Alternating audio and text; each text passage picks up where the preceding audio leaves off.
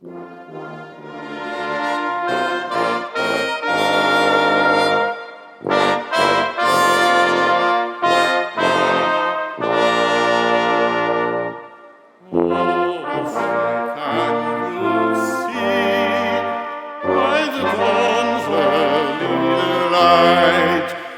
so proudly we hailed at the twilight's last gleaming, whose broad stripes and bright stars through the perilous fight o'er the ramparts we watched were so gallantly streaming, and the rocket's red glare, the bombs bursting in air, gave proof through the night that our flag was still there. Oh, fed us that star-spangled banner yet wave o'er the land of the free and the home of the brave. Good luck.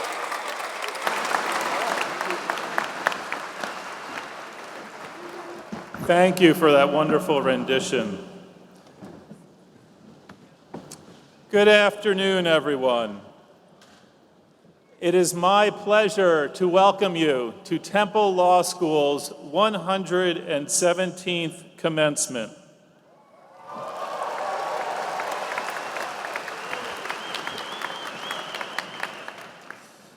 Commencement is always a special occasion, and Temple Law School is blessed to have a remarkable collection of students graduating today. In fact, I can safely say that this is the greatest collection of graduates we have ever had at a commencement that I have presided over.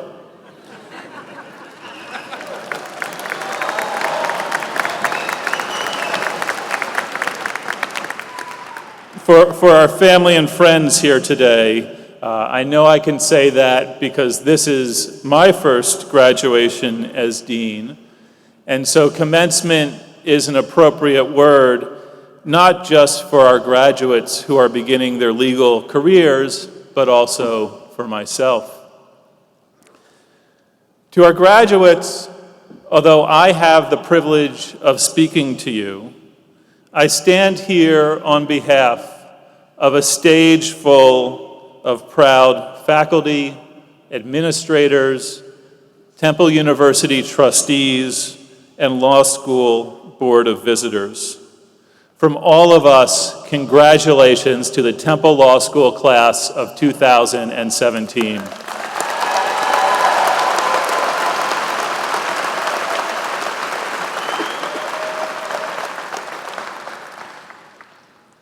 Today is a day for celebrating all that you have achieved in law school and all that you will achieve in your legal careers. In just a few short moments, your lives will be forever changed. You will no longer be Temple Law students. You will be Temple Law alumni, lawyers, and our colleagues. You will always have a special place for me because I've gotten to know you both as a professor and as a dean. I'm sure that some of my colleagues realized how remarkable you are before I did. But for me, this occurred a couple years ago in January, when due to some vagaries of scheduling, we had fewer property sections than usual, and I taught property class to half of the day division, JD first-year students. It was a pleasure. Your curiosity, energy, diligence, thoughtfulness, and good humor filled the room. And I have heard the same from my colleagues about the entire day and evening divisions and our graduate students as well. I speak for the entire school when I tell you that it has been our privilege to get to teach you and to get to know you, and that we thank you for teaching Temple Law School for your legal education. We are honored that you are now forever a part of the Temple Law community. Sadly, one of our fabulous faculty who had the pleasure to get to teach and to know you is no longer with us. For all of us, today's joy is tempered by the loss of Professor James Struzella this semester. His career was spent in service to Temple Law School and to his communities, and we are all the better for it. One of our traditions at commencement at Temple is for us to give you, the graduates, the chance to acknowledge and thank those whose support and sacrifices have helped bring you to this afternoon. These are the people who encouraged you when you had doubts, supported you when you were weary, cheered your successes, and whose belief in you has carried you to this day. Would the parents, in-laws, and grandparents of our graduates please rise and be thanked?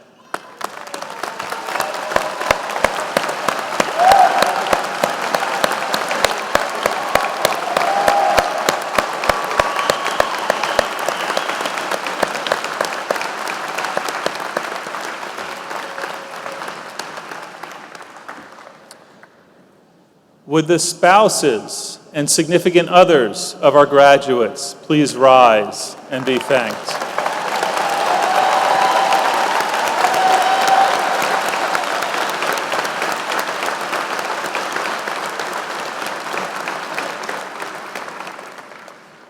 Would the children, the brothers, the sisters, the aunts, the uncles, and all the relatives of our graduates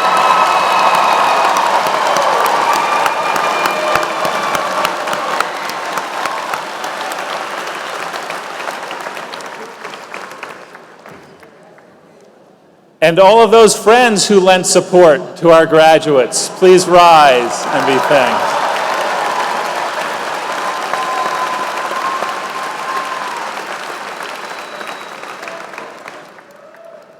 And last but not least, I'd like to ask our law school faculty and administration who have taught you and worked with you and gotten to know you over the years to please rise so that you can say thank you.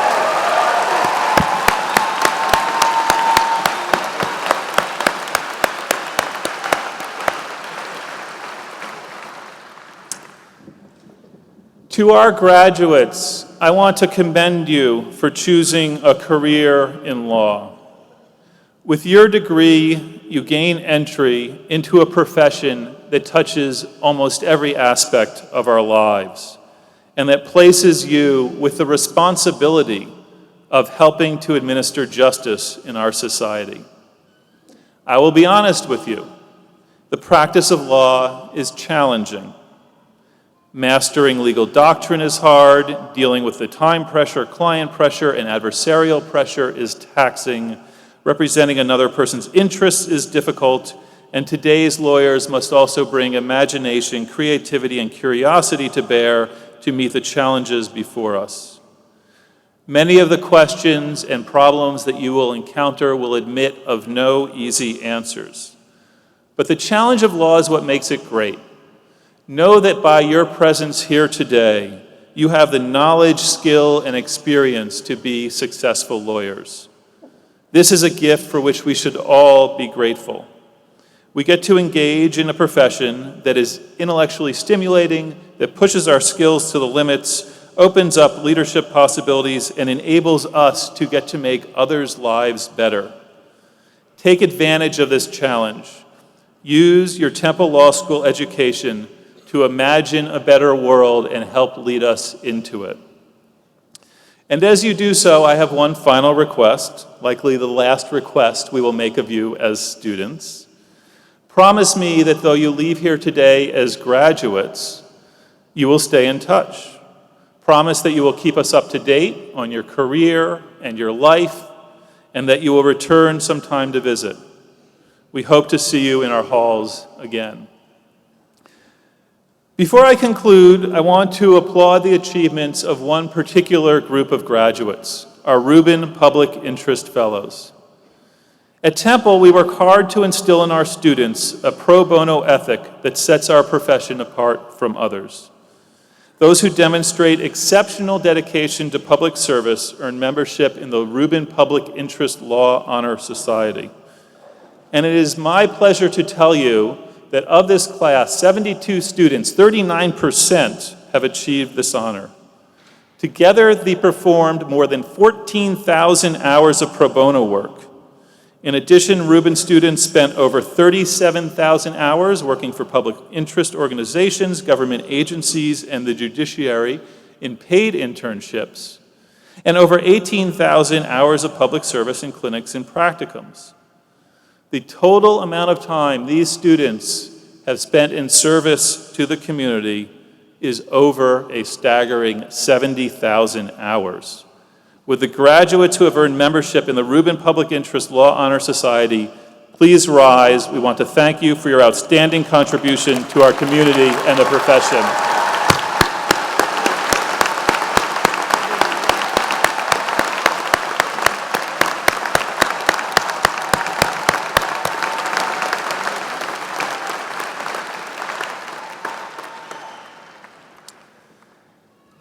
Finally, as my grandfather once said, everybody should be part of a group that is larger than a family and smaller than a nation. You are now and forever will be a member of the Temple Law School community. We are proud to have you in our group, and we hope that you will keep a part of Temple in your soul. We look forward to watching you as you turn your dreams into successes. You are the graduating class of Temple Law School of 2017, and you are Temple made and Temple proud.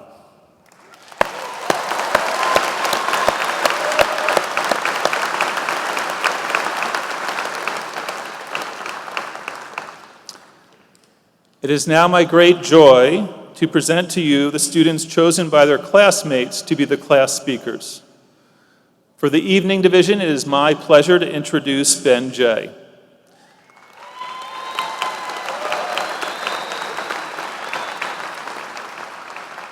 Ben is earning a degree in trial advocacy and just stood as a member of the Reuben Public Interest Law Honor Society in recognition of his work during law school at the Defender Association and Federal Reentry Court. Ben will be working in the Defender Association of Philadelphia after graduation. Ben.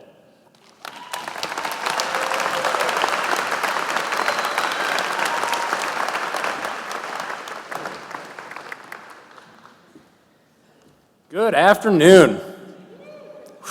It's good to see you guys. It is my honor to represent the Beasley School of Law Evening Division class of 2017.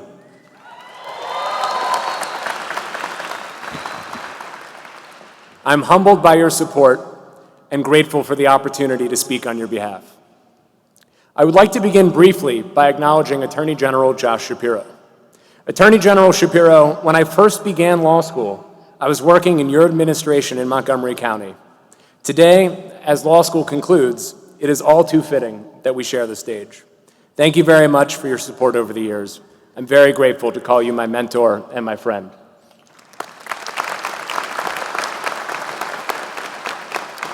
Now to my classmates. We did it.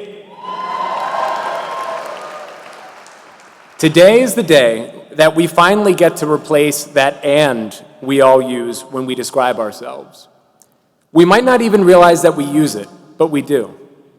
To clarify, what I'm referring to is that "and" that evening students use when discussing our lives. Parents, spouses, friends of evening division students, you'll understand what I mean. We say things like, "Oh, I work during the day and I go to law school at night." Or, "I work in government, I'm a paralegal, I'm a pharmacist, I'm a police officer, and I go to Temple Law School in the evenings." But the truth is, we have always been more than just employees and students. And that has been the most amazing part of the evening division. Despite the difficulties of balancing work, life, and school, every one of us has accomplished tremendous things over the last 4 years. We've gotten engaged and married. We've had children, raised families, purchased homes. We've been authors in journal and law review. We've celebrated and we've grieved together. And we've bonded over shared experiences of our ever-changing lives, over the recognition that our personal and professional commitments will not be compromised because we have an exam, a presentation, or have to rush to make it to a 4 o'clock class. But balancing the conflicting schedules of school and work have taught us invaluable lessons. We are graduating with the skills to impart meaningful change on our society. However, rising to the challenges that come with this responsibility will not always be glamorous. There will be moments when it becomes all too easy to feel mired in the tedious aspects of our trade, when we feel inclined to view the parties of a lawsuit or the applicable law simply as words on a page and nothing more. And I would like to leave you here today with a challenge to resist that urge. We have always been more than just employees and students. We have found the time to honor the parts of our lives that make us who we are. It is only fitting that as we begin this transition out of law school, that we commit to seeking out these qualities in others. We must always remember that our clients are both plaintiffs and parents, defendants and spouses, that every person we will represent will have lives as complicated and as rewarding as our own. We must be steadfast in our application of the law, as this is the very reason we are able to sit here today, reflecting on the things that have shaped our own identities. We must pledge to never let the temptation of apathy subdue our need to practice law with empathy. So now is the time for all of us to change the way we describe ourselves. We are no longer employees and students.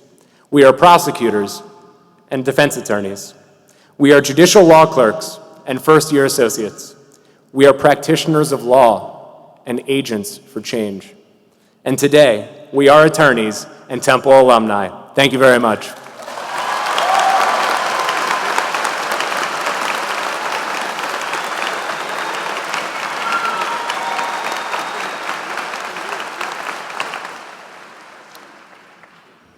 Dean Mandel, it is now my pleasure to present you with this gift from the class of 2017.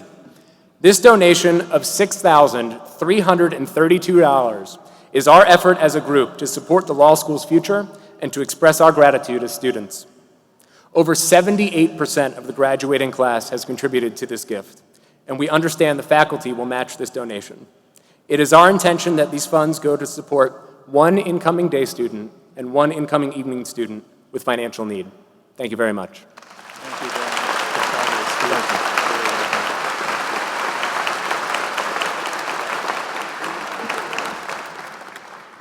Thank you to all those graduates who donated and are paying it forward already. And thank you to my colleagues who matched their donation. It is now my pleasure to introduce, for the day division, the speaker you have chosen, Miriam Abaya.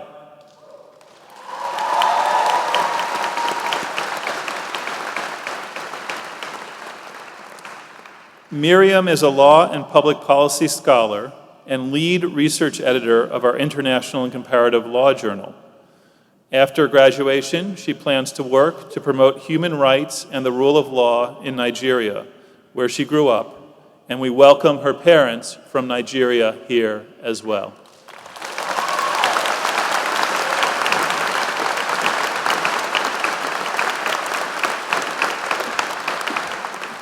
Good afternoon. You guys look good. I'd like to thank my class for electing me. It's an honor to represent you here today. I'm sure I speak for all of us in expressing unending gratitude to our friends and family. Thank you for understanding when we couldn't hang out, for rolling your eyes when we made legal jargon part of casual conversation, for being shoulders to cry on, and for rejoicing with us today. We could not have done this without you. To the Temple Law Administration and faculty, thank you. Though the law school experience is not new to you, it was new to us. You supported us and assured us that our feelings of fear and stress were normal. You talked us through our diverse and lofty ambitions, and most of all, you taught us not only to think critically about the law, but also to practice law with integrity. We take those lessons with us. To the class of 2017, a week ago, a picture popped up on my newsfeed. It was a picture of a large group of us at Draft Horse with tired smiles after our first set of finals. And the picture brought two things to mind. First, law school was hard. Time and time again, we all looked at each other with faces that said, "We really have to read 50 pages of cases? Did you do the reading? What is an outline?" But the second thing that came to mind is that we did it. We are here, and we got here together. Over the years, I've talked to many of you, and no one was afraid to let me know that they too did not know what they were doing. You would share information about how to register for classes and where to find E&Es. You noticed when someone missed class and would freely share notes. And when the difficulty of law school met the sometimes painful occasions of life for some of us, you showed up. Your friendship and camaraderie have been a gift to me, and are why I can happily say that you all are my colleagues and my community. Now we are moving together into the broader community of the legal profession. And what a time to be a lawyer. We live in a period of extreme polarization in this country and world, and that means we have a responsibility. The fact is, our profession is one of leadership. People will look to us and expect us to know what we're talking about. And we might feel too unprepared and inexperienced for that. But in these 3 years, we've learned to analyze different viewpoints and argue for what's right. We've learned to persevere even when things don't make sense. We've learned professionalism and respect in disagreement. And we've learned how to help and encourage one another. The first week of law school, Temple invited us to take a pledge of professional commitment. It's in the back of our programs. Together, we acknowledged that one of the many privileges of the legal profession is the opportunity to serve others. And we committed to seeking equal justice for all. So, let us move forward to lead and serve, to stand up for truth and justice in all aspects of our lives, but especially in our profession. But never forget that you do not go it alone. Your classmates and the Temple Law community go with you. So congratulations, and thank you.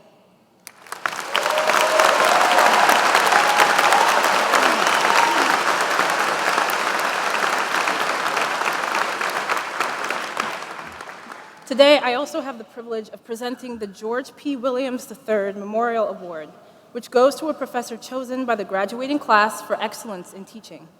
This year, the award goes to a professor known for her passion for the law and for teaching. She has invested in students both professionally and personally. Other than remembering this professor's unending words of encouragement, students also clearly have her voice in their heads saying, "That sentence better not be more than 25 words." The recipient of this year's George P. Williams Award is Professor Mary Levy.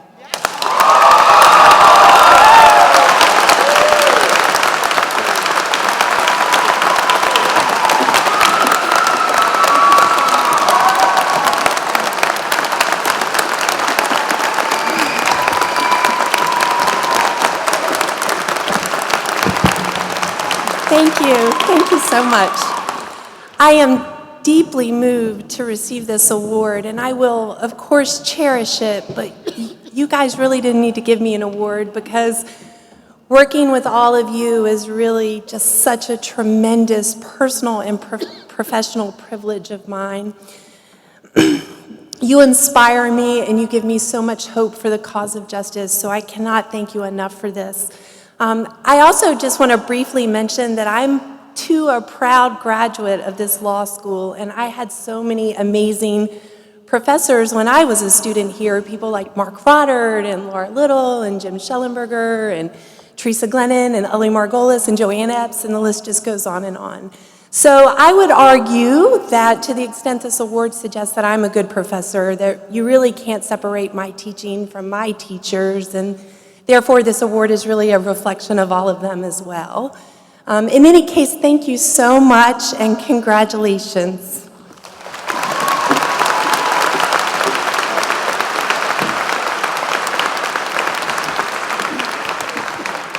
Congratulations, Professor Levy.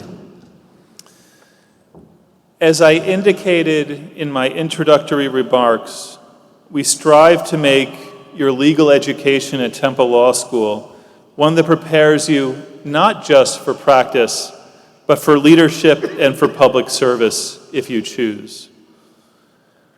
Our commencement speaker today provides an exemplar of using one's legal education to engage in public service and leadership.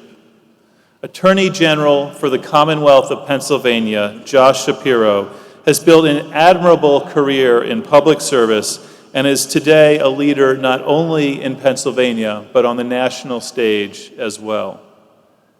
Like many of our students, Attorney General Shapiro came to the law after spending time engaged in other pursuits. After graduating from the University of Rochester, he moved to Washington, D.C., where he worked on Capitol Hill with several members of both the House and the Senate. During that time, he attended Georgetown Law School at night, earning his JD in 2002. He returned home to Montgomery County, where in addition to spending several years in private practice, Mr. Shapiro took leadership roles, first in the Pennsylvania legislature and later on the Montgomery County Board of Commissioners. His service in these roles, and more recently as Attorney General, has earned him high praise for his integrity, his problem-solving skills, and his consensus building, all important elements of leadership in an increasingly complex and divisive world. I am deeply grateful to Mr. Shapiro for taking the time to join us this afternoon. Please join me in thanking and welcoming to the podium Attorney General for the Commonwealth of Pennsylvania, Josh Shapiro.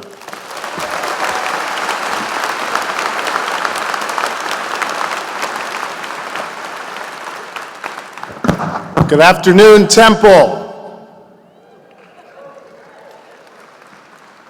It is truly an honor to be here with you today and to share some additional thoughts about the law and the role that you are charged to play in our community going forward.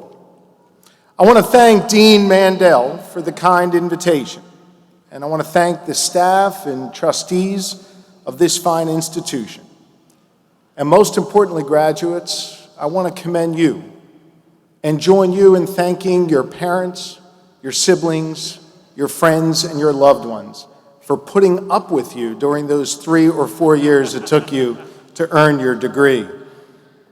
I admire each of you for your hard work, your tenacity, and your dedication. And I know firsthand just how challenging it is and rewarding it is to be a Temple Law student. 3 of the members of your graduating class I've had the honor of working with over the last number of years. The Evening Law Division Speaker, Ben Jay, who you heard from just a moment ago, and staying with his theme, I want you to know Ben is a friend and a leader. I want to commend him and Sam Lappin, and I want to commend someone who quite literally sat by my side for multiple years during my time in public service, Chris Smith, another one of your fine night school graduates here today. And if you don't mind, having been a night student, let me give a shout out to the night students for putting up with all that you did. Congratulations. Today you are a critical step closer to joining the legal profession as stewards of our justice system. You will put your knowledge to use, serving your clients, the legal system, and the higher ideals of justice. For the last several years, I know that you've looked inward in your classrooms and in the text as you've studied the law. Today, I ask that you think for just a few moments that we have together about how to now take those skills and look outward, focus outward on the world around us, and understand the unique role that you have to play and that you are now situated to enact in our communities. The preamble of the American Bar Association Model Rules of Professional Conduct reads in part, "As a public citizen, a lawyer should seek improvement of the law, access to the legal system, and the administration of justice." You see, law is a unique profession in that it defines its practitioners as public citizens, charged with ensuring justice and upholding the law. Our profession makes up just 0.4% of our population, but it is charged with broad and vast and important responsibilities. Regardless of the type of law you choose to practice, whether it's in the public or private sector, the underlying truth remains the same, that we are public citizens with a responsibility to the greater good. Allow me to share a few thoughts with you on what that responsibility can look like and how we improve the greater good. The steel in America's spine is that we are a nation of laws. It's been tested time and time again, and even when we might disagree ideologically, we still moved confidently forward with constitutional principles as our guide. Fundamental to who we are is that we are not ruled by a king, but rather the power of our government emanates from the people. And us, the people, act as specific checks on the power of our leaders. I submit to you that that principle is being tested again today. You know, we've all learned in school how our system of checks and balances works, right? My 15-year-old learned this just the other day. Congress is a check on the president, a president check on Congress, and the courts is a check on both. But to limit our view of checks and balances as merely horizontal and merely federal misses a key element of our democracy, which is that states also serve as an important check on the federal structure. I know you think you've finished your law school reading, but let me submit one more case to you. In 1932, during the height of the worst economic depression this country had seen, the Supreme Court of the United States issued a decision called New State Ice Company. That case would have likely been consigned to the dustbin of history were it not for the dissent of Justice Brandeis. Brandeis wrote in part, "It is one of the happy incidents of the federal system that a single courageous state may, if its citizens choose, serve as a laboratory and try novel social and economic experiments without a risk to the rest of the country." 85 years later, it's interesting to me as a state attorney general to think about how we might apply the words of Brandeis and the role of federalism in the era of the Trump presidency. To be clear, raising the way state power can be used as a check on the executive is not about promoting a partisan political agenda. Rather, it's about re-examining how the structure of our democracy promotes ideological balance in our system today. Here in Pennsylvania, in the last election, voters elected Donald Trump president and me, a progressive Democrat, as the Attorney General of the Commonwealth. Perhaps the voters intuitively understood the duality of Brandeis's dissent. You see, he was saying that states' rights can not only be a shield against federal overreach, but also a sword for protecting and advancing individual rights. Try to imagine Brandeis's America back in 1937, and now consider America in 2017. The power of the federal government and federal law relative to state government has expanded dramatically through Republican and Democratic administrations alike. But it turns out that power is a double-edged sword. And I believe that assumptions about federalism will now stand on their head. As law students, you've undoubtedly studied the ways that the concept of states' rights has been used for conservative ends in recent history to push back on the expansion of power at the federal level. Next year's Temple Law graduates will undoubtedly have studied real-time examples of states using their power to check federal authority and preserve rights. We saw this play out just a few months ago here in Pennsylvania and across this country, when people were literally turned away at airports, when chaos came down on our immigration system, and I led an effort with 17 other states' attorneys general to sue the administration over the initial travel ban, and we won.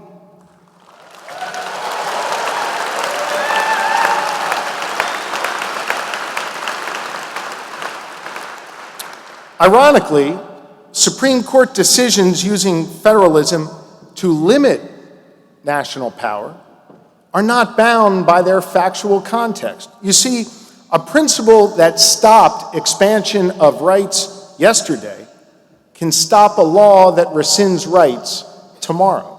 For example, Justice Scalia, in the Prince decision, authored an opinion where the court held that the federal government could not commandeer state law enforcement resources to perform background checks on firearm purchases.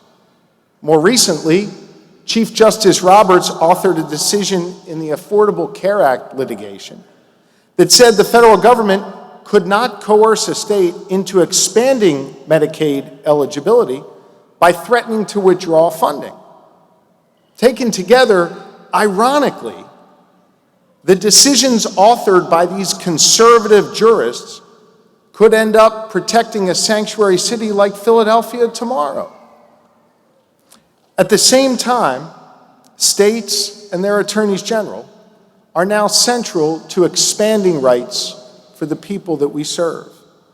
In an era where the federal government is actually lowering standards for financial oversight, lowering standards for environmental protection and civil rights and workers' rights, the moment is ripe today for states to stand up and fill the federal void through the energetic exercise of our own sovereign authority. Federalism today is now a key tool as an important limitation on the infringement of individual liberties. And for my part, here in Pennsylvania, I will stand up for all of our citizens, no matter what they look like, who they pray to, where they come from, or who they love.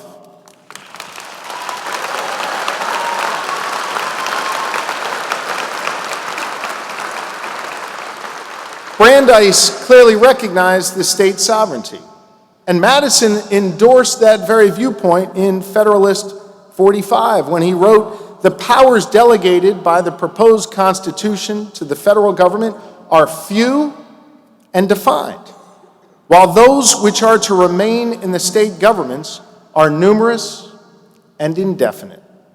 This is obviously echoed in the 10th Amendment, which reserves all authority not vested in the federal government to the states. So I believe that state attorneys general will be the bulwark against unwanted, unnecessary, and unconscionable federal encroachment into what has traditionally been left to the states, and can actually lead the way in expanding people's rights and protections for the citizens. And so, as we look at our politics and our legal landscape today, no matter what your party is or your viewpoint is, the genius of our founders was not simply the horizontal checks and balances that we all learned in grade school, but in fact an equally set of vital and vertical set of checks and balances between the federal and the state government. Given that such authority, as we discussed earlier, emanates from us, the people, that, graduates, is where you come in. Your role as citizen lawyers is to commit yourself to the greater good, to be part of this broader dialogue during this very pivotal moment in our democracy. Your perspective, I want to assure you, is unique and it is needed. Make no mistake, the future of our republic will be defined by how we collectively rise to this challenge today and how our system of checks and balances absorbs this temporary political chaos and endures. Scripture teaches us that no one is required to complete the task, but neither are we free to refrain from it. That means that not one of you has the ultimate responsibility to solve life's pressing problems, but none of you are free to sit on the sidelines and do nothing about it. You must get in the game, and you must endeavor to make a difference. One of my favorite stories is this. A woman is alone on a beach where 1 million starfish have washed up. She's throwing them back, one at a time. Someone else happens upon her and says, "What are you wasting your time for? You can't save all these starfish." The woman responds, "It matters to the ones that I throw back. It matters to the ones that I throw back." Look, change and the strengthening of our democratic institution requires the participation of each and every one of you, regardless of the path you choose after receiving your diploma today. You see, whether in the public or private sector, you have the chance not just to work on the defining cases of tomorrow, but also to change our culture across these artificial boundaries that exist in our society today and help us heal some of the gaping wounds that exist in our society. And your work will matter to the lives that you impact along the way. You have an awesome opportunity. And believe it or not, you have immense power in this dialogue by virtue of being a lawyer. Seize this moment. I urge you to accept this mantle of leadership. We all depend on one another. And collectively, I know we agree that we depend on you in this process. Let me end where I began, by thanking Temple University's Beasley School of Law, an extraordinary law school that not only builds lawyers from within the walls of this fine institution, but recognizes, almost as importantly, the role that you have to play outside the walls. Here in the city of brotherly love and sisterly affection, in the Commonwealth of Pennsylvania, and beyond. I thank you for giving me this opportunity to share a few words with you. And I will now leave you with the words of one of America's most famous philosophers, certainly my favorite philosopher, Dr. Seuss. Graduates, congratulations. Today is your day. You're off to great places, you're off and away. You've got the brains in your head, you've got the feet in your shoes, and you can steer yourself any direction you choose. You're on your own, and you know what you know, and you are the person who'll decide where to go. Congratulations, God bless you, and good luck. Thank you. Thank you.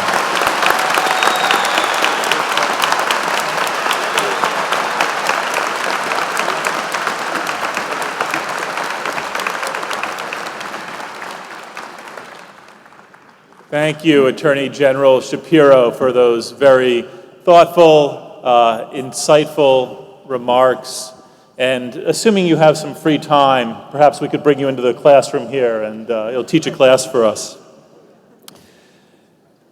And so now a moment that some of you have been waiting for, the conferral of our degrees.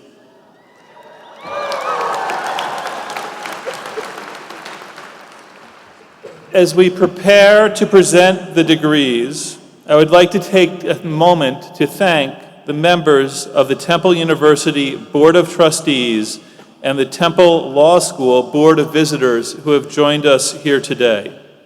I'm going to ask each of them to rise as I introduce them and to stay standing for a moment. University Trustees Leonard Barrick, the Honorable Nelson Diaz, Joseph W. Marshall III, and Lieutenant Governor Michael J. Stack III, and our Law School Board of Visitors, including our chair already standing, Leonard Barrick, Marina Katz, the Honorable Theodore A. McKee, and Grant Rawdon. These people give of themselves tirelessly and for free to support the university and the law school, and we thank you all for it. Thank you.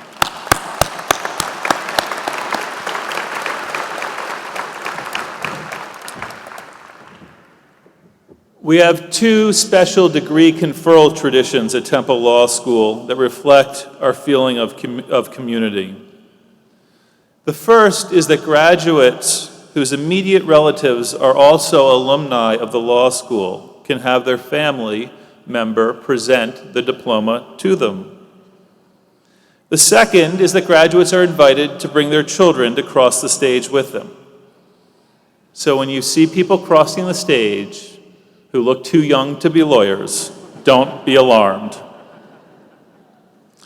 I will be assisted in the conferring of our degrees by wonderful members of the law school administration, Rob Bartow, Duncan Hollis, Laura Little, Eleanor Myers, and Louis Thompson, and as a special guest, the Deputy Provost and former Temple Law School Associate Dean of Students, Weegee Eston, will also be assisting us.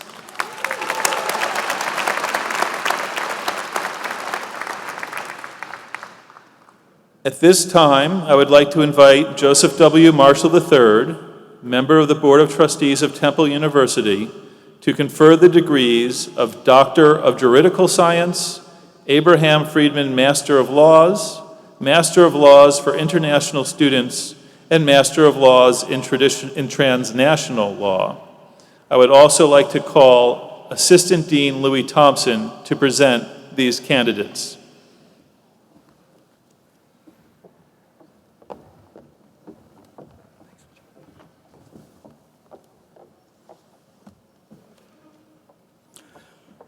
Will the candidates for degrees of Master of Laws in let me start again. Sorry, folks. Will the candidates for the degrees of Doctor of Juridical Science, Abraham Friedman Master of Laws for International Students, and Master of Laws in Transnational Law, please rise.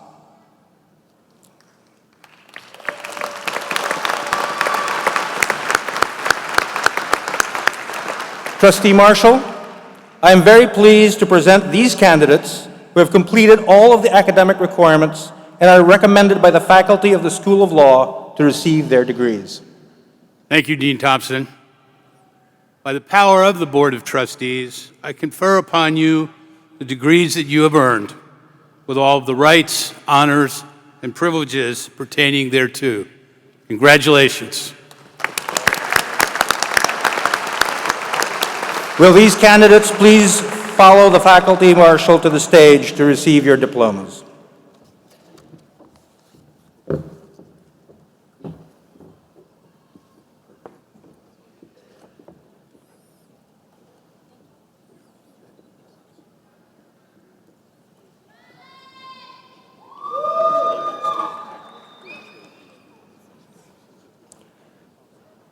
Doctor of Juridical Science, Vijay Kumar VSS Damaraju.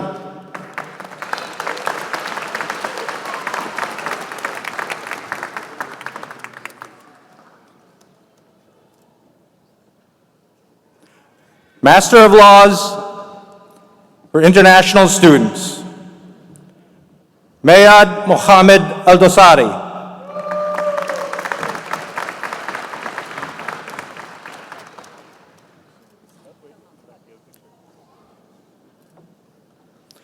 Hiba Nasar Al-Khaldi.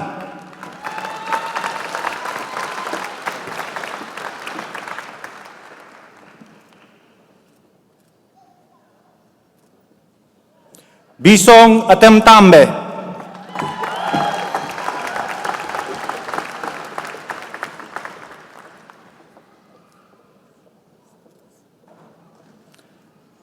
Tamina Begum.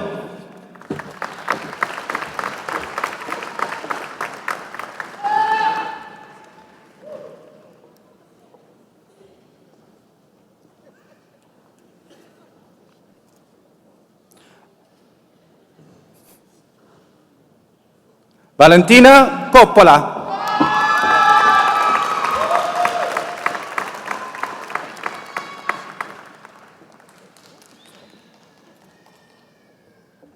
Katrina M. Davenport, cum laude.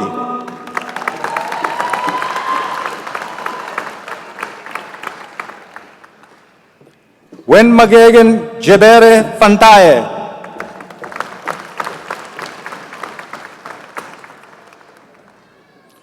Fun Ilun.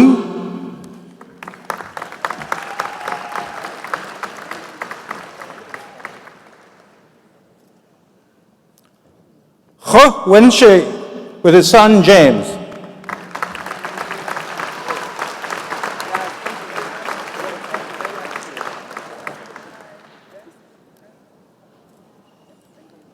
Kango Kobayashi.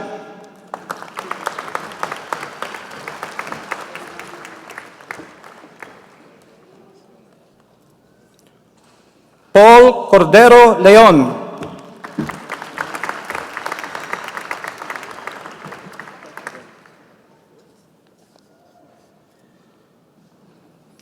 Li Wu.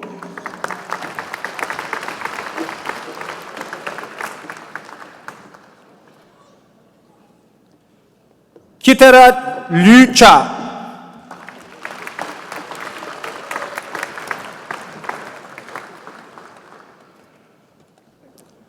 Maria Vittoria Maronju.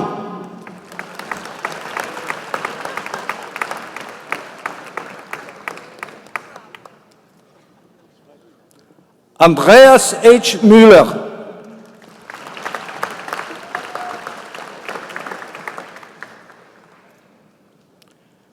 Genevieve Okanzi.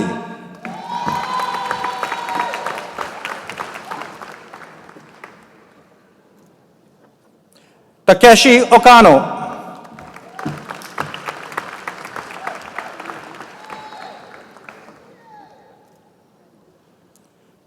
Ching Chao.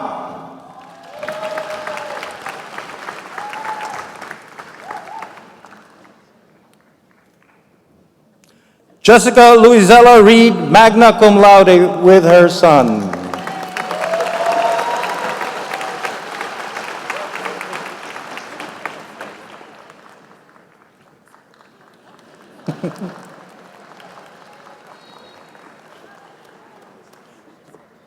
Jun Sen Ryu.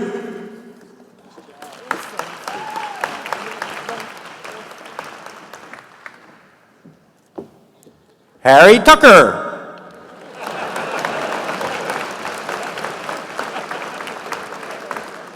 Harry.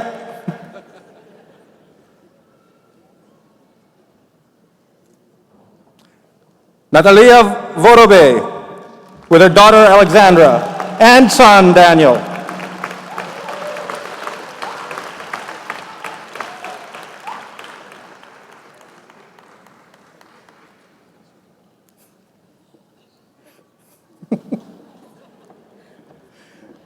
Zhang Bing Ye.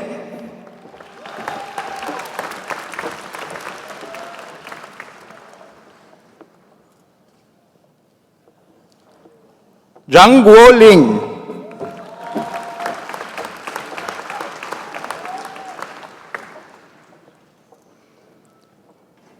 Zhang Yu Hung.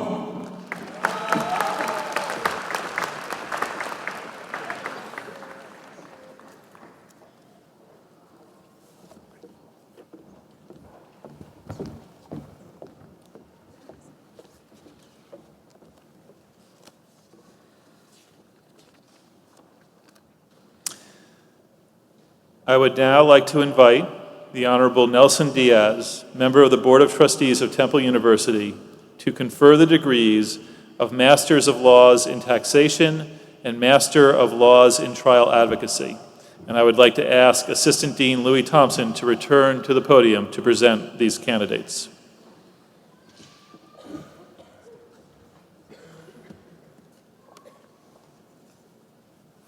Will the candidates for the degrees of Master of Laws in Taxation and Master of Laws in Trial Advocacy please rise?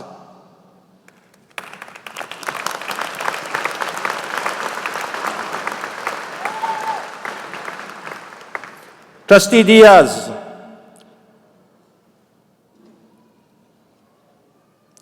I am very pleased to present these candidates who have completed all of the academic requirements and are recommended by the faculty of the School of Law to receive their degrees.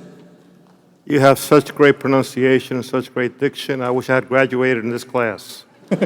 Muchas gracias. By the power of the Board of Trustees, I confer upon you the degree that you have earned with all the rights, honors, and privileges pertaining thereto. Congratulations, and make a lot of money so we can give it to the Temple. Will the candidates please follow the marshal to the stage to receive your diploma?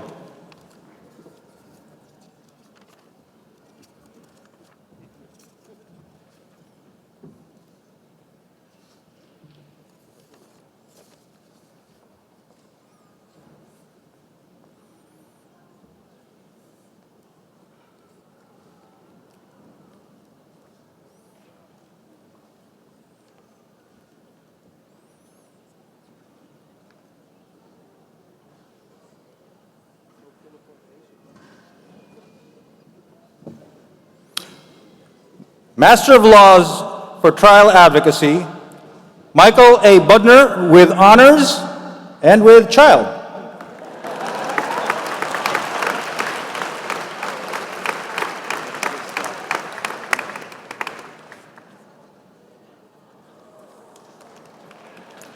Maria Eileen Castiolo.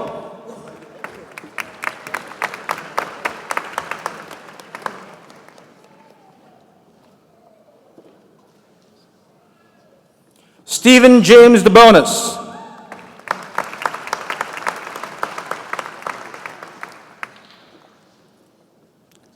Terrence Holly Frazier.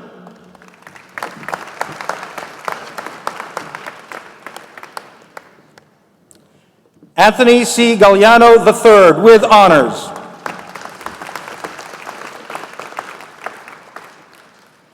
Julie M. Grant with honors.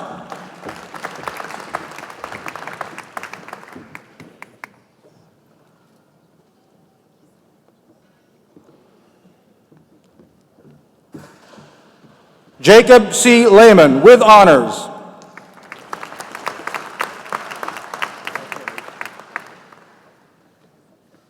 Stacy Mungo.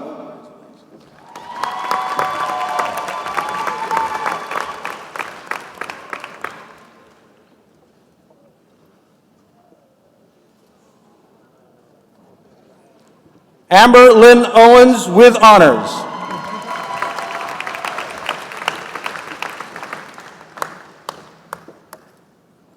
Joy Elizabeth Parker.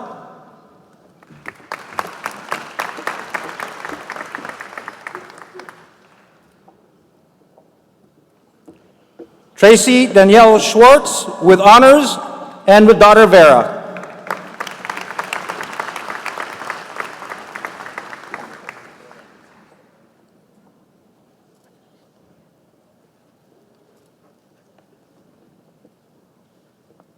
Sarah Jane Stenton.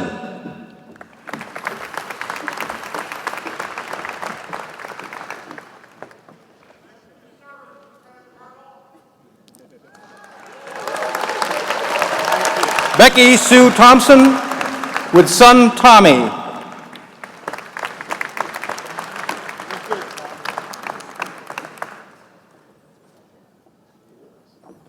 Adam Daniel Wilf.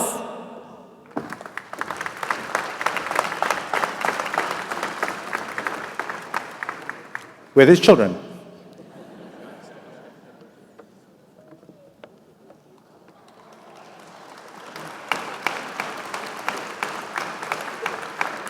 I'd like to call Barbara Ashcroft to come up to the stage, please. Lakeisha A. Stevenson, with honors, award is being given posthumously. Barbara Ashcroft, director of the LLM program, will be delivering the diploma to her husband, Travis Stevenson.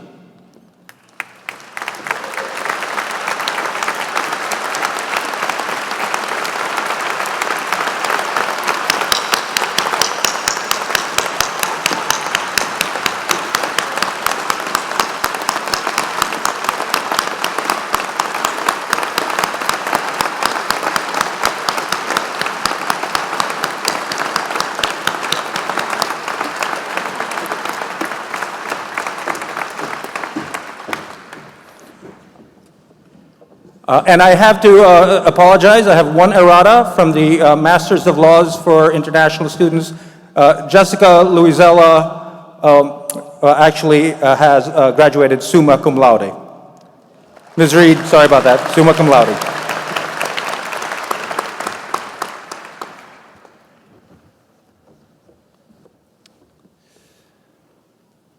I would now like to invite Leonard Barrick, member of the Board of Trustees of Temple University and of the Law School's Board of Visitors, to confer the degrees of Juris Doctor.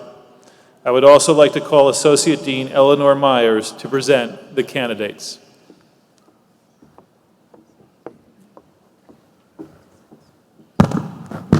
Are you ready? Will the candidates for the Juris Doctor degree please stand?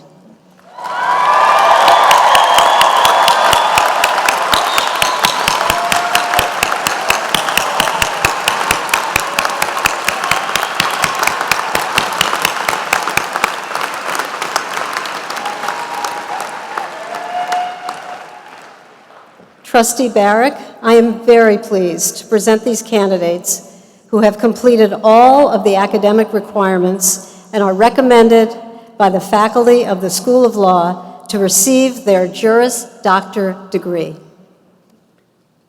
Good afternoon, everyone. By virtue of the authority granted me by the Board of Trustees of Temple University and the Commonwealth of Pennsylvania, I hereby confer upon you the Juris Doctor degree that you have earned with all the rights, honors, and privileges pertaining thereto. Congratulations.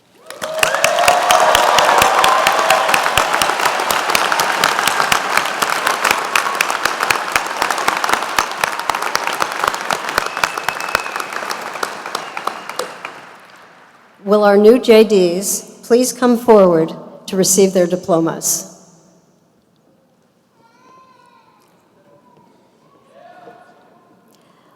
While they are gathering, it's my deep pleasure to introduce Professor Laura Little, Charles Klein, Professor of Law and Government and Senior Administrative Advisor to the Dean, and my dear friend who will be reading the first group of names.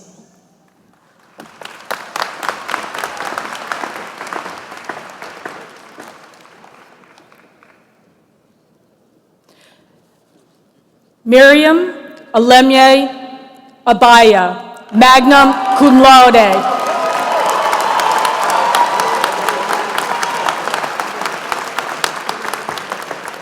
Daniel Julius Abrams.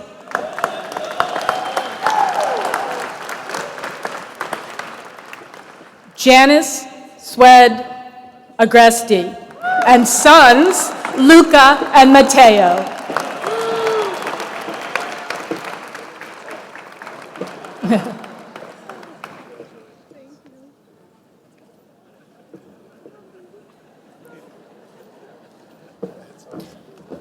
Sophia Al-Rashid.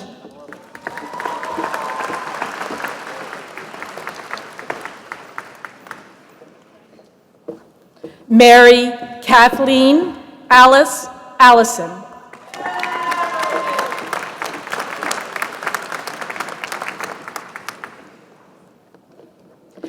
Devin Alexander Amen.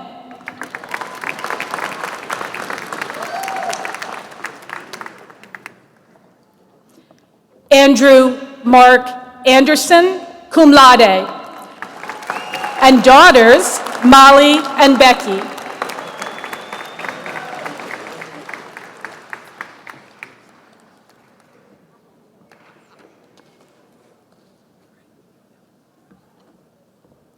Alonzo Arguedas.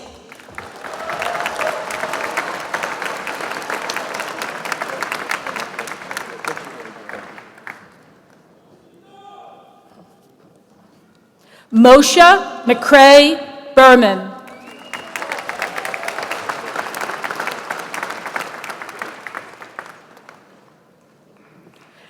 Alexandra Sarah Beda, cum laude.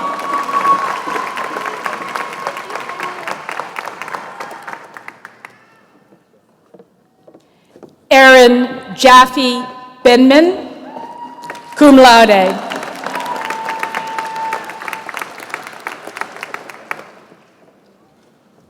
Nicole K. Borstoff, cum laude.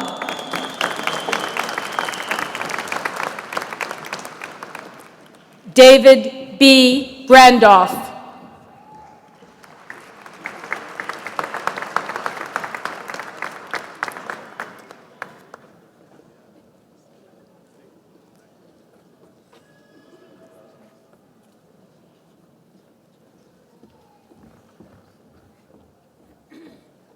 Next, Josh Broderson, class of 2014, will present the degree to his brother, Ty S. Broderson.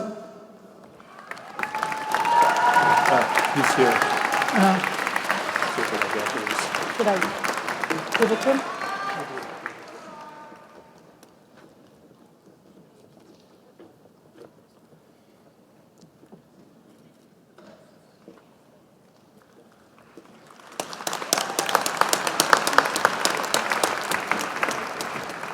John Benedict Burke.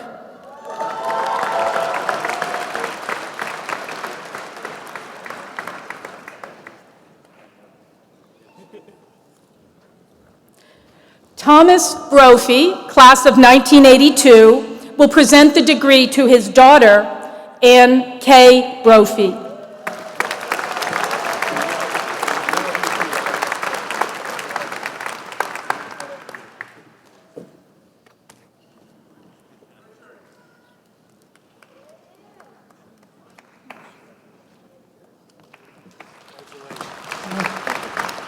Ariel Jessica Bruce.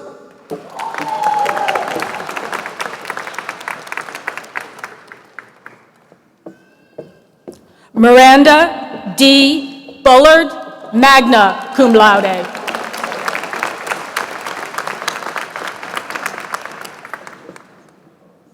Lindsay J. Bumstead.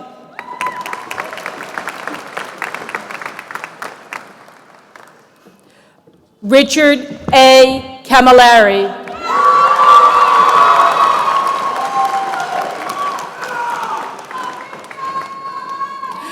Amanda Maria Capaldi.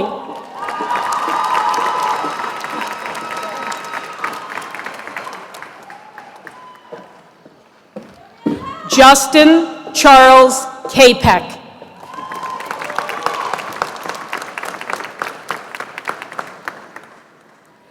Amanda M. Capoletti, J.D., MPH.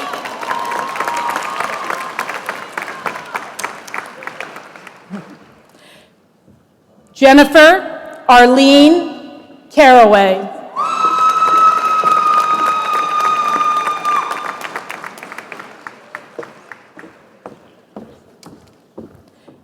Tessa Margaret Carson, magna cum laude.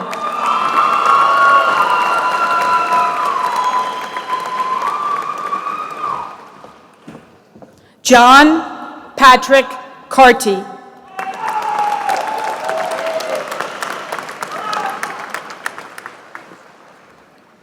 Melissa D. Costello, cum laude.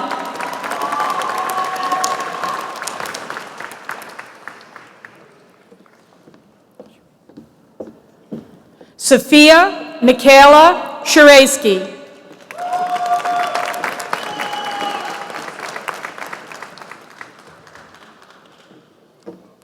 Jonathan P. Chipper.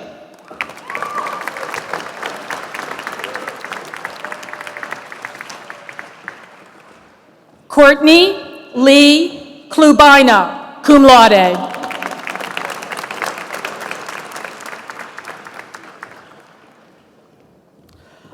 Aslam Ruza Chowdhury.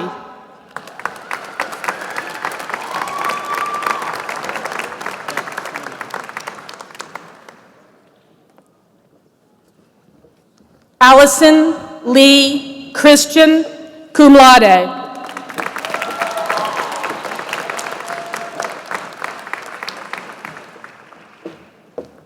John Bernard Claffey.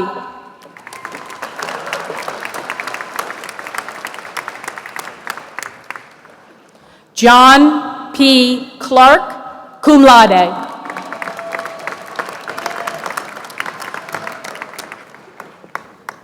Francis J. Coffey.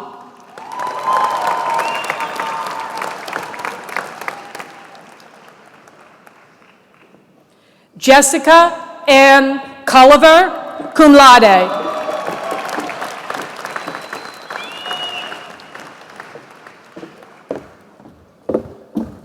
Amanda L. Cookman.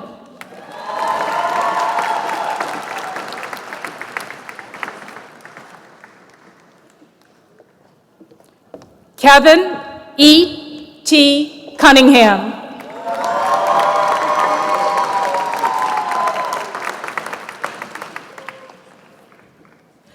Shannon Claire Daniels, cum laude.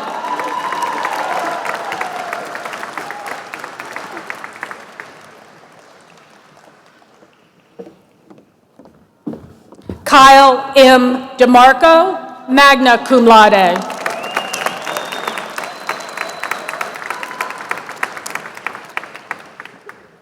Jermaine Eolia DeMartinez, cum laude, with his daughters Liliana and Katerina.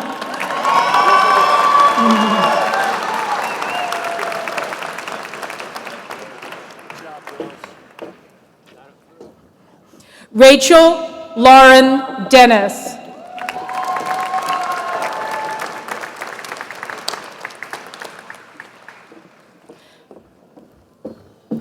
Next, Connor Patrick Devlin will receive his degree from his father, John Jared Devlin, 1980, and his sister, Caitlin Andriata, class of 2014.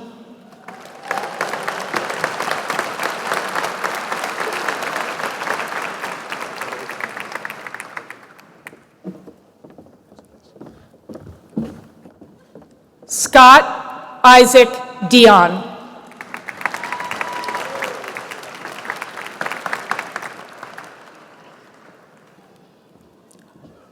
Elizabeth C. Dolce, cum laude.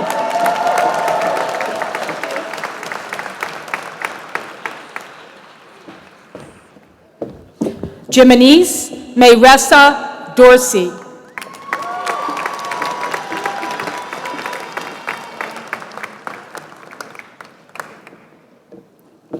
Brian P. Dratch.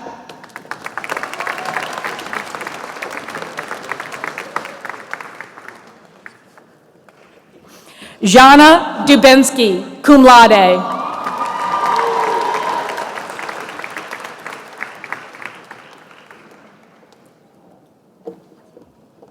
Alyssa Rose Ecker.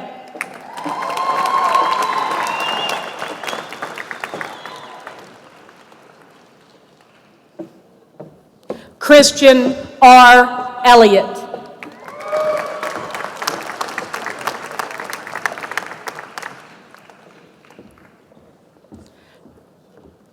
Alexandra M. Ewing, cum laude.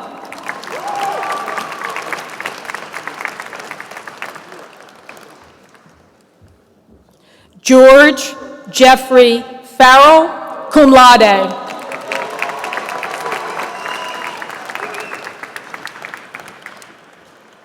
Next, George Farrell, now the class of 2017, will deliver his degree to his brother, John C. Farrell.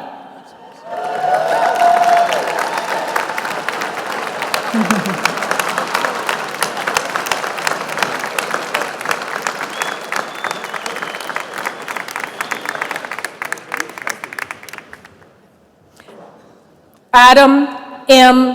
Federer.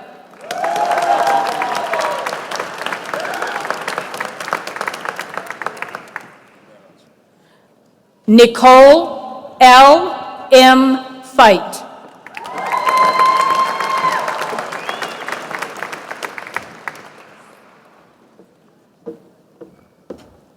Ethan Ross Feldman, cum laude.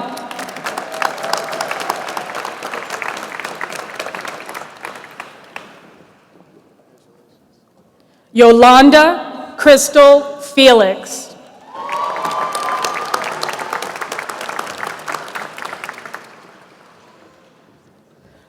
Rachel Kaylee Ferry.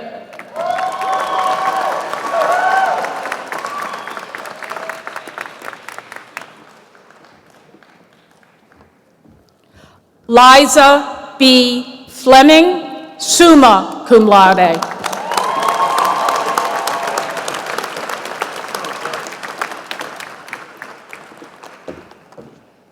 Nora E. Fleur.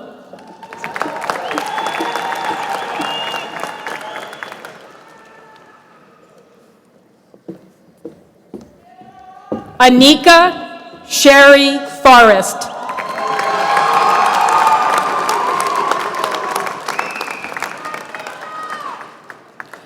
Stephen M. Fox.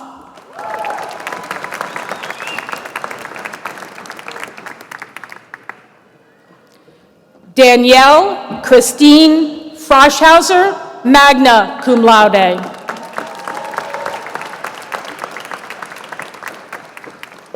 Jorge Garcia.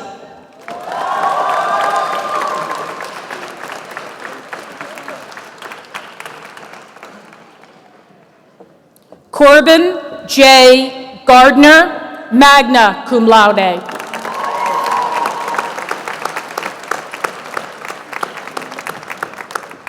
Brian Thomas Gelnett. What?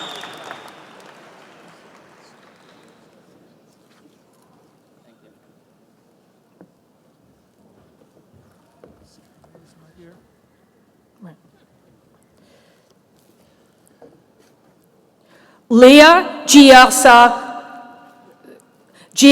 Marie Giosa will magna cum laude, will receive her degree from her father, Anthony Giosa, class of 1982.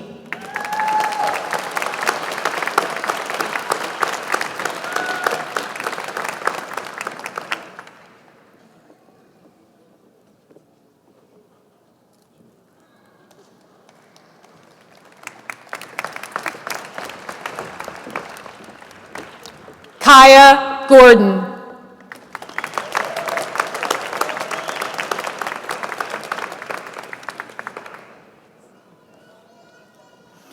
Monica Irina Gorney, summa cum laude.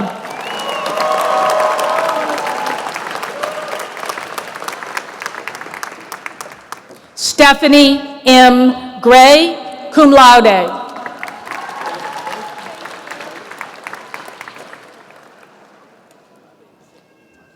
Kelsey Renee Grimes.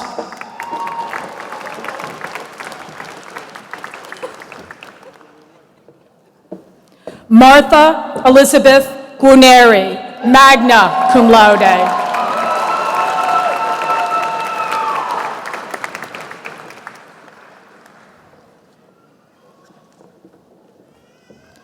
Our next group of students will be presented by our wonderful interim Associate Dean for Students, Eleanor Myers.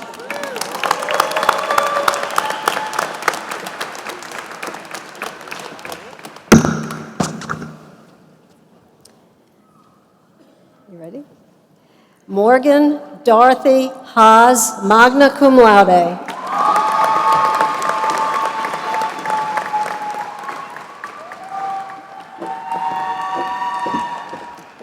Caitlin J. Halsell, cum laude.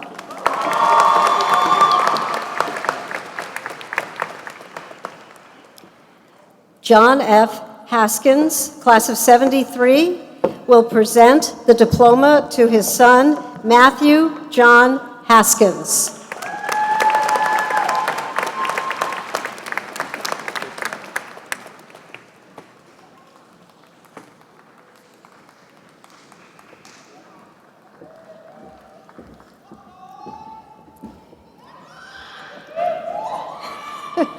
Daryl Marie Roxanne Hawthorne Seawright.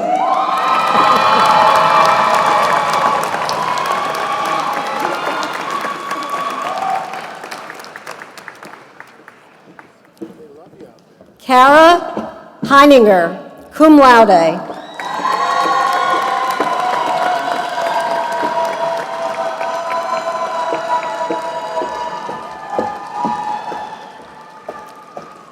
Michael Henry, class of 87, will present the diploma to his daughter, Devin Elizabeth Henry.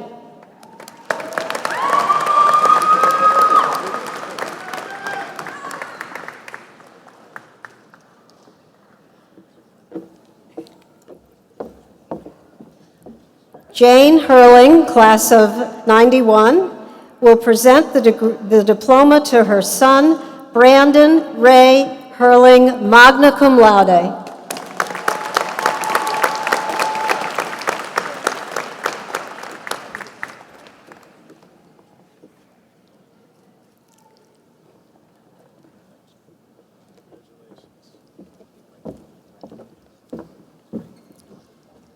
Neil Gregory Hessinger.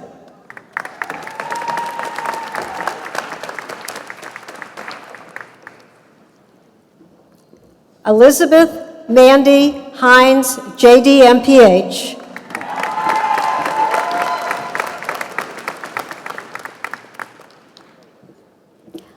Evan R. Hoey, cum laude.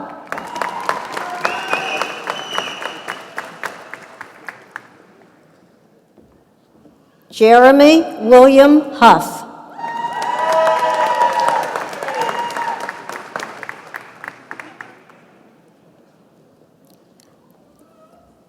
Laura Elizabeth Hutchinson.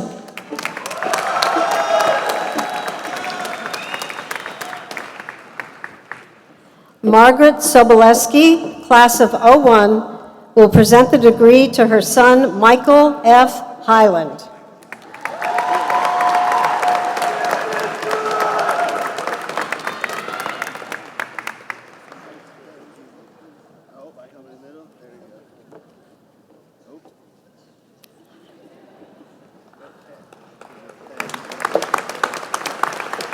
Congratulations.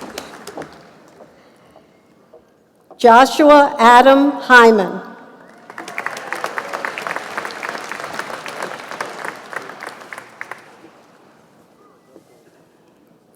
Christian Robert Jalali.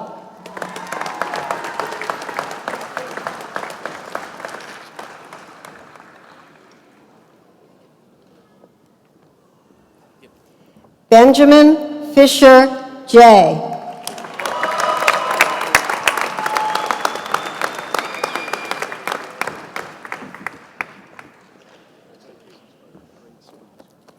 Isaac Jonathan Jean-Pierre.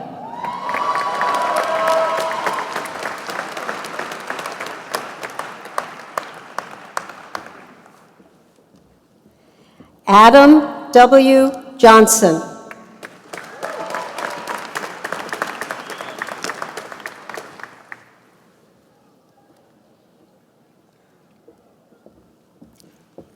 Paige Marie Jokey.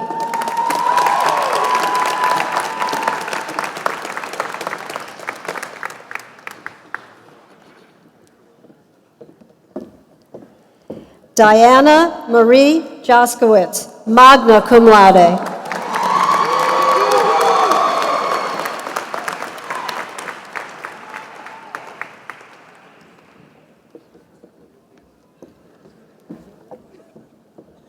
Justin M. Cadora, summa cum laude.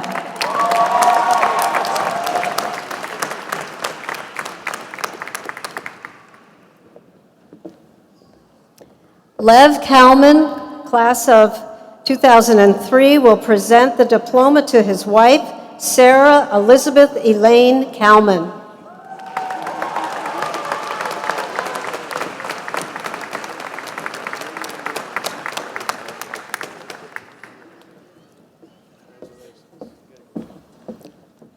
Daniel P. Kaufman, summa cum laude.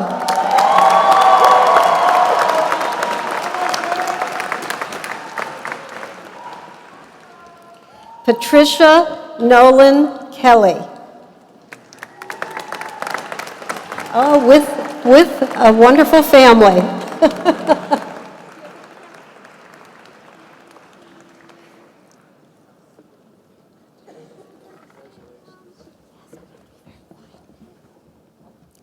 Marie Kelly, summa cum laude.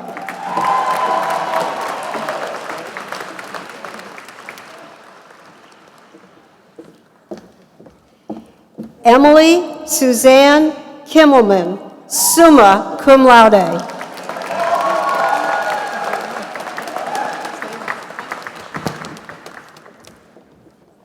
Laura Meredith Kleinberg, summa cum laude.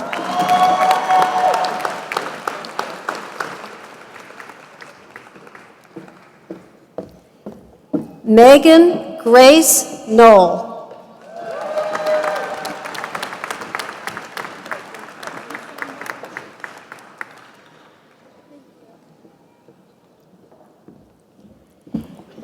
A. Mayor Cone, cum laude.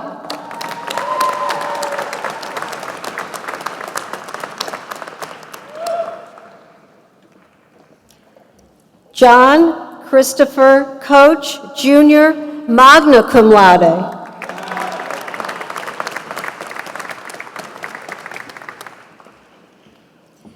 Tiffany Margot Cooperschmidt.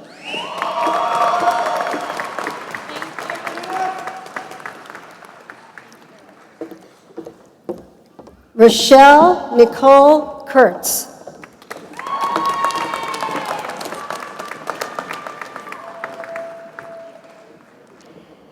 James J. Lafferty, cum laude.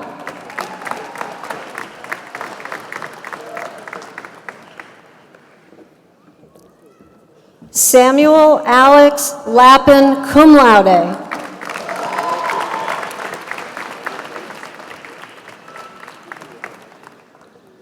Yannick Guillermo Lee.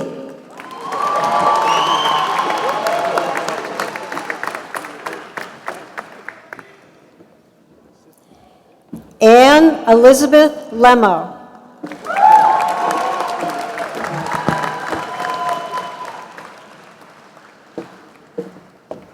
Ruth A. Lesser.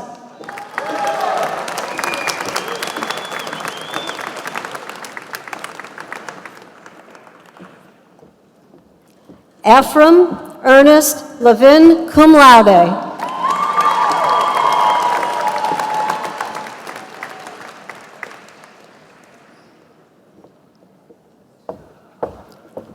Yu Young Lee.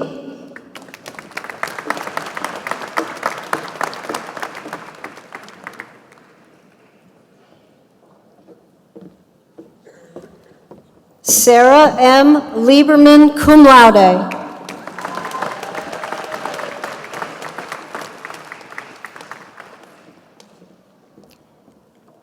Dean Linceras, cum laude.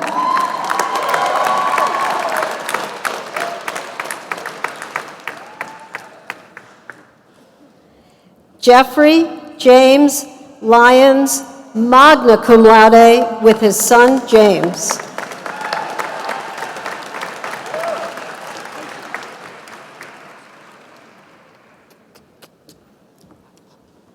Peter K. McGannis.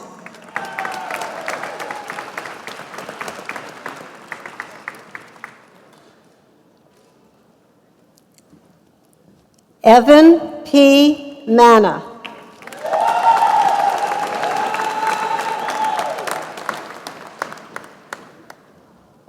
Alexandra Chrissy Markward, magna cum laude.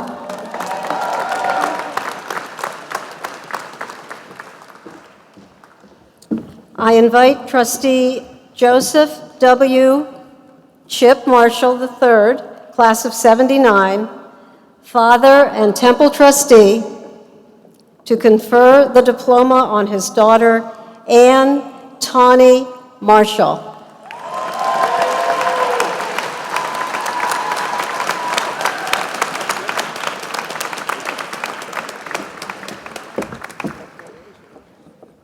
Zachary Jordan Marshall.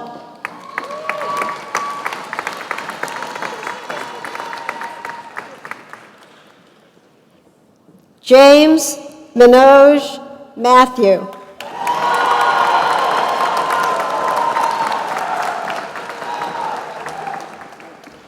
Jency Joy Matthew.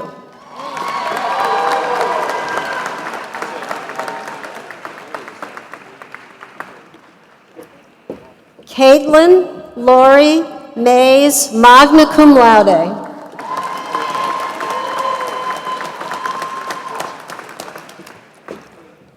Daniel G. McCarthy, magna cum laude.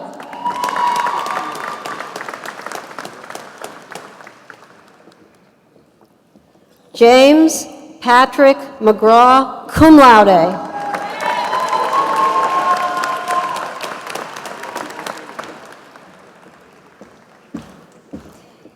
Kira Lindsay Mybus, accompanied by her sons Cameron, James, and Joseph Mackay.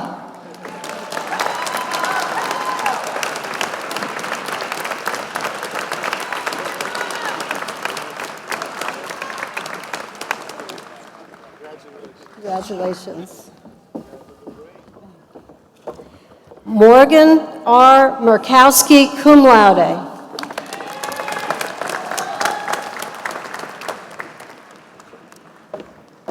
Ashley E. Michael, cum laude.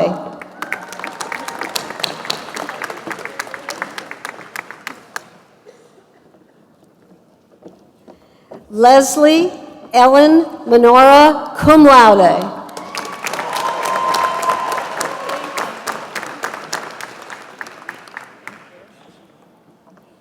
Megan Alexandria Moore.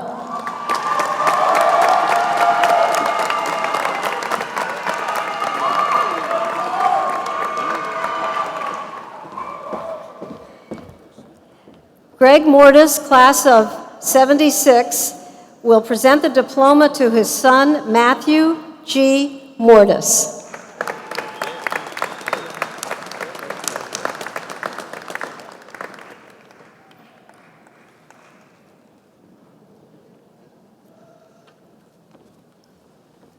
I would like to invite Lieutenant Governor and Trustee Michael J. Stack III to join the Dean in presenting the diploma to his nephew, Thomas W. Nardi, magna cum laude.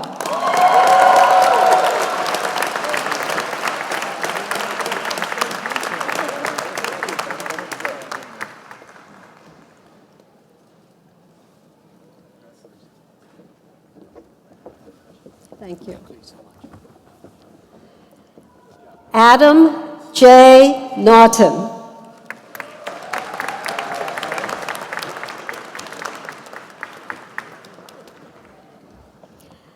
Alexa Joy Nyfield will the Honorable President Judge Marcia H. Nyfield, Class of 78, will present the diploma to Alexa Joy Nyfield.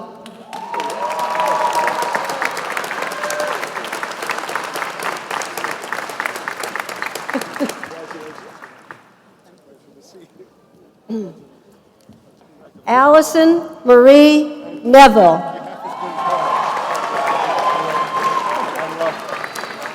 That's okay. Yeah.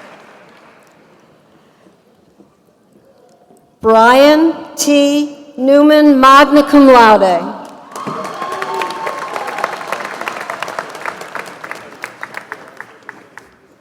Andrew William Newstein.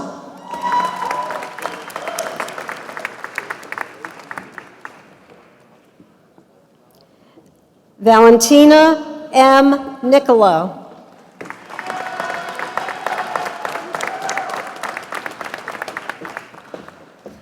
Kana Rose Noel, JDMPH.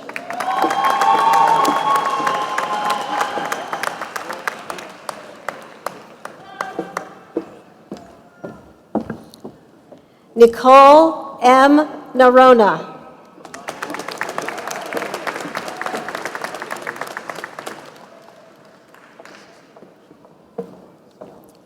Monica Tilda Nugent.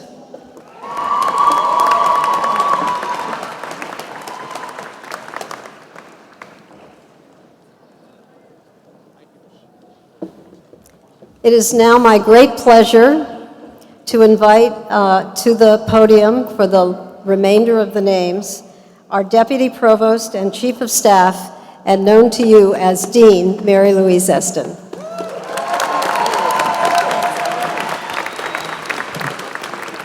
Thank you.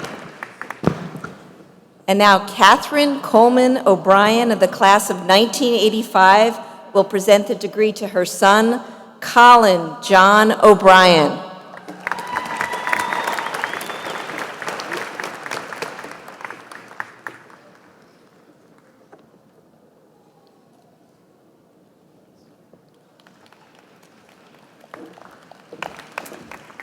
Sally Furness O'Brien of the class of 1979 will now present the degree to Thomas James O'Brien, JD, MBA.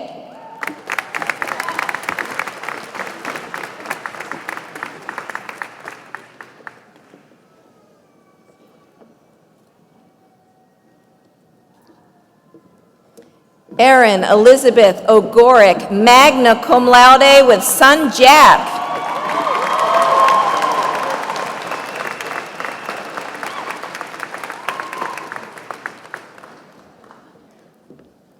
Elizabeth Uchechukwu Okapu.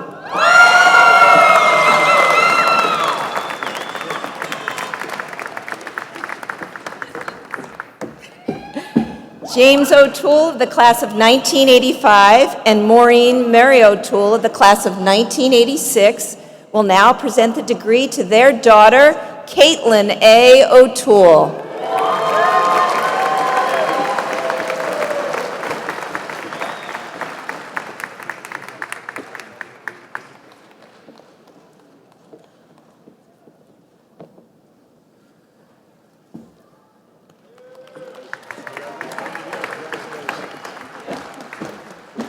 Clarissa Patrice Palmer.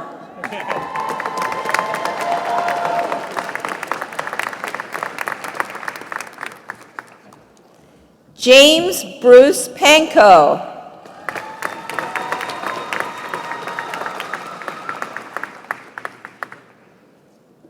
Jenny Paquette, cum laude.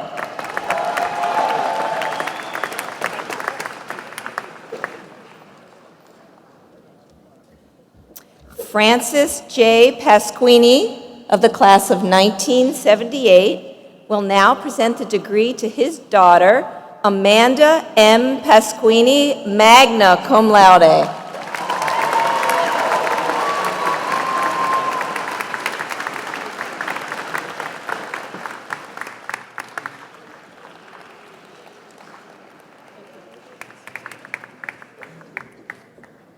Congratulations. Akash K. Patel.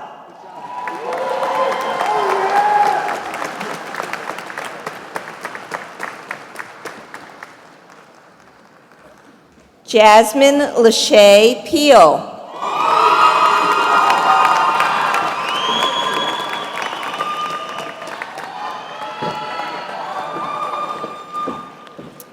Juliana R. Petro.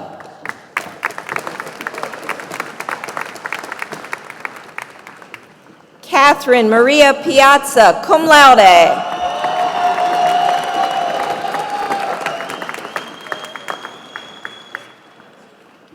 Andrew Francis Pomager, magna cum laude.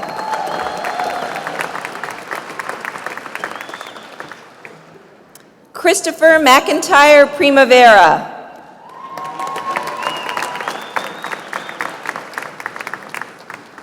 Samantha Andrea Rajkuar.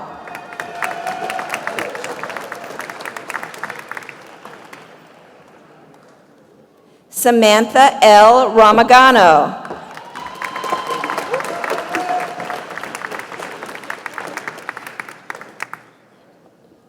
Patrick M. Rafus.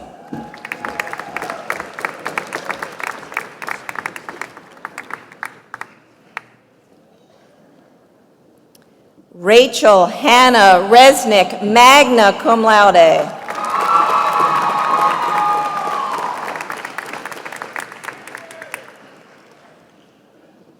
Joel Gregory Rice.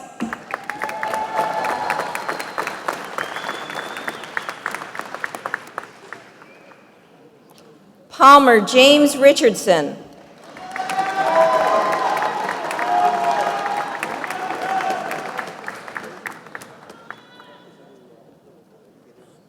Albert Ivan Robles.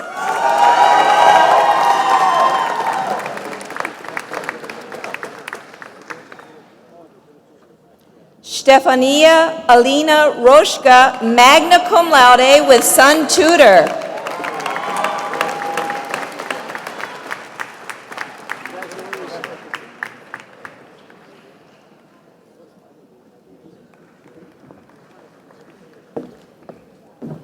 Victoria Ellis Ruby.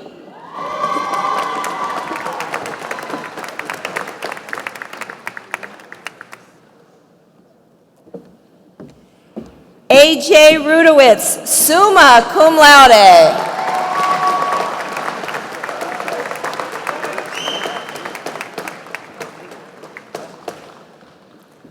Catherine A. Reimel.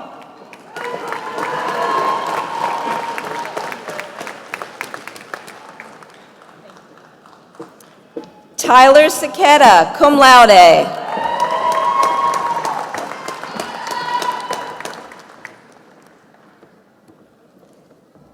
Nicholas Sandercock with Olivia, Kylie, and son Jacob.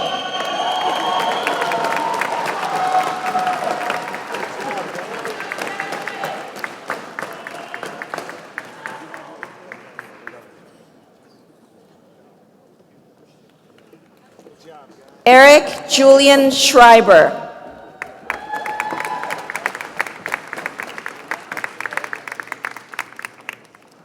Rachel Church Sellers, magna cum laude.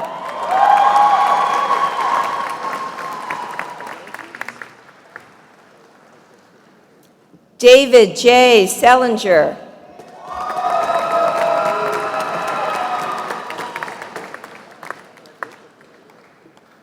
Michael Donald Sells.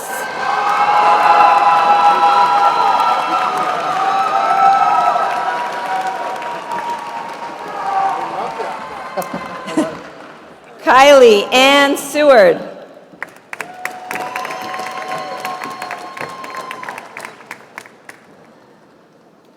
James Peter Shigelski.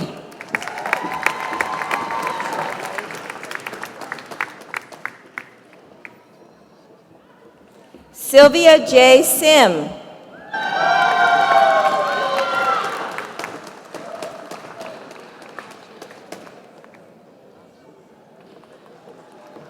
David Scott Ciprell.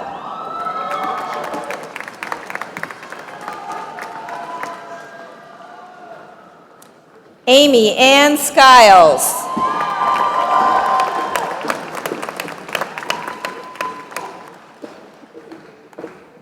Christopher James Smith.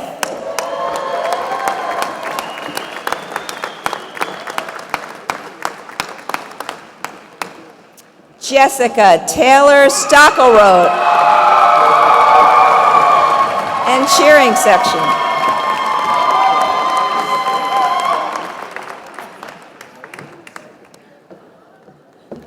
Tricia Stein, cum laude.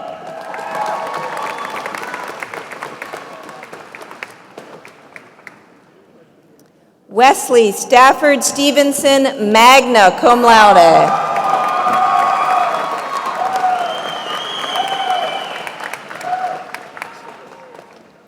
Caitlin Louise Storm.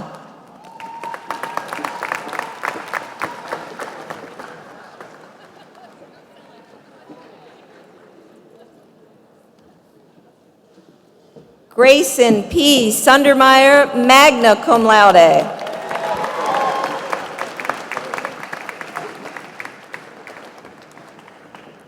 Sophia E. Tamimi.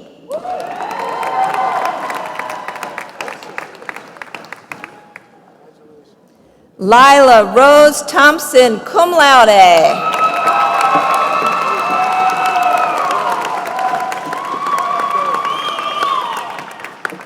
You forgot your degree.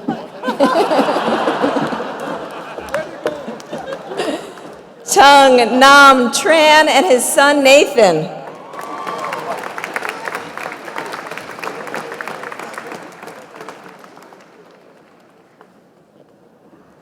Ashley N. Troxel.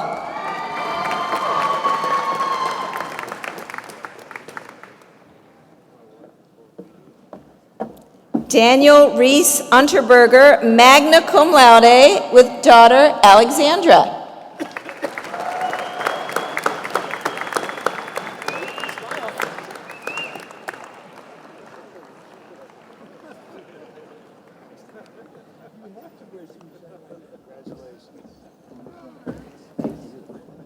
Ida Varshavsky and daughter. And daughter and son.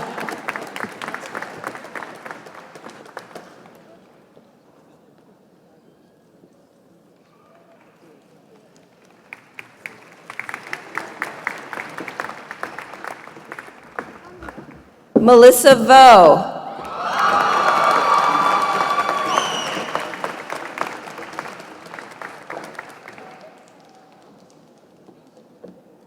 Stephen Walsh, magna cum laude.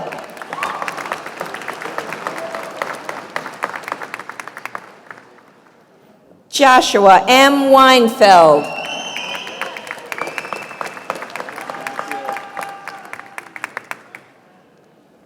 Jasmine Nicolina Weiss.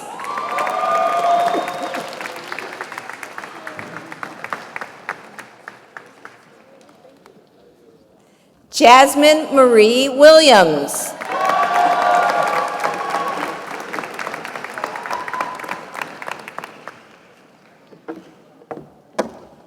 Kyung Hee Park Williams and son Isaac.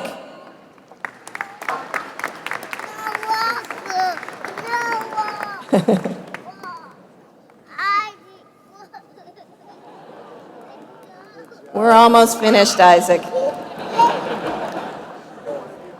Bo Charles Wilson.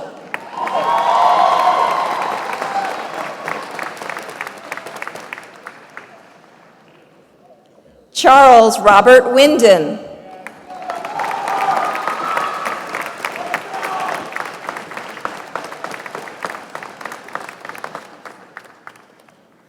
Elizabeth Victoria Wingfield, magna cum laude.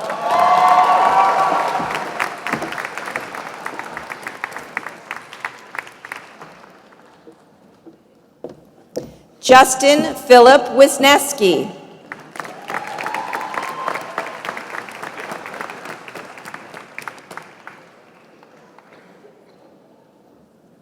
Brock Whitmire, cum laude.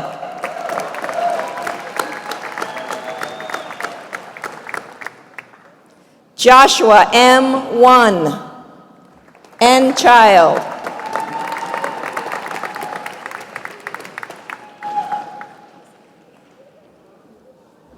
Janine Ashton Zabrensky, magna cum laude.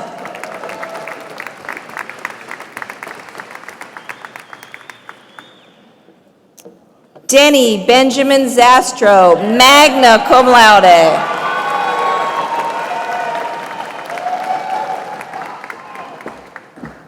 Laura Faith Zippin, magna cum laude.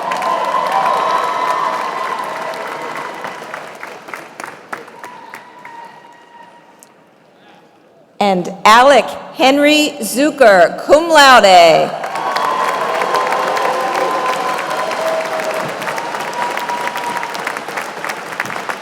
Dean Mandel, that's the class of 2017.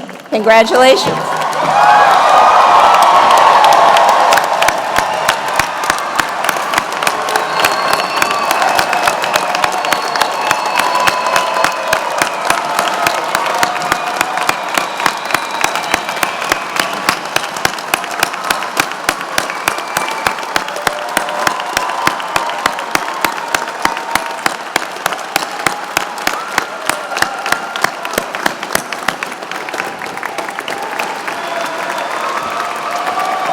Congratulations, class of 2017. We are adjourned.